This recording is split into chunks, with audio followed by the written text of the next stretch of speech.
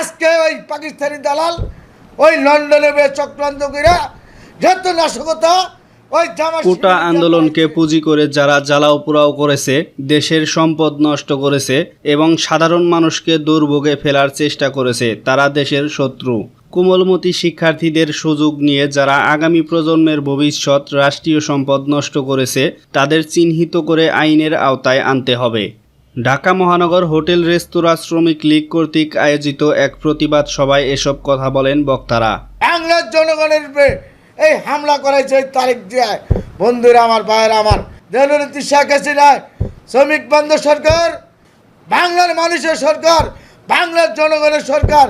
আজকে বাংলাদেশে যে উন্নয়ন করছে, এই উন্নয়ন সহ্য করতে পারে না দেখে আজকে মেট্রো রেলের উপর হামলা করছে।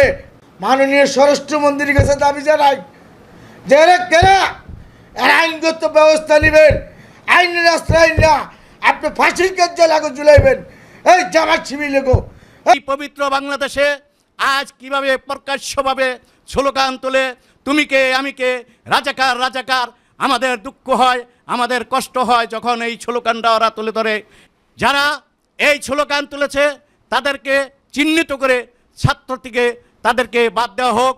আপনারা সজাগ থাকবেন, আর যেখানে এই অন্যায়কারীরা অন্যায় করবে প্রতিবাদে প্রতিরোধ গড়িয়ে তুলুন। আমরা আপনাদের পাশে আছি, দেশরত্ন জননেত্রী শেখ হাসিনা আপনাদের পাশে আছে। 26শে জুলাই শুক্রবার সংগঠনের কেন্দ্রীয় কার্যালয়ে অনুষ্ঠিত প্রতিবাদ সভায় সভাপতিত্ব করেন সংগঠনের সভাপতি মোহাম্মদ দেলোয়ার হোসেন দেলু এবং সঞ্চালনা করেন সাধারণ সম্পাদক মোহাম্মদ রফিক মালত। এ সময় উপস্থিত ছিলেন যুগ্ম সাধারণ সম্পাদক নেসার হাওলাদার, সহসভাপতি ইউনুস মিয়াজি, জামাল আখন, মিন্টু ব্যাপারী সহ আরও অনেকে।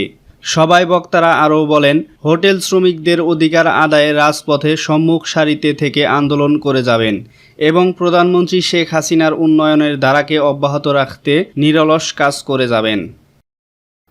আমি আবারও সরকারের প্রতি দৃঢ়তার সাথে বলতে চাই, যারা এই অন্যায় অপরাধ করেছে, দেশটাকে জ্বালাও পোড়াওভাবে সরকারি সম্পদ দেশের মানুষকে হত্যা করেছে, তাদেরকে কঠোরভাবে আইনের আওতায় এনে কঠোরভাবে তাদের বিচার করা হোক।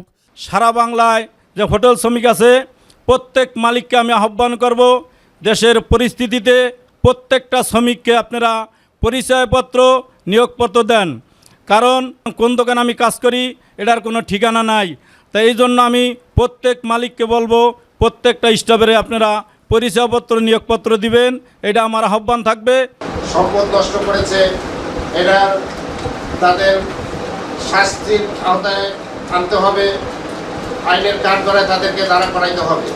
যে এই কোটা আন্দোলনে আপনার জামাত বিএনপি ষড়যন্ত্র করছে।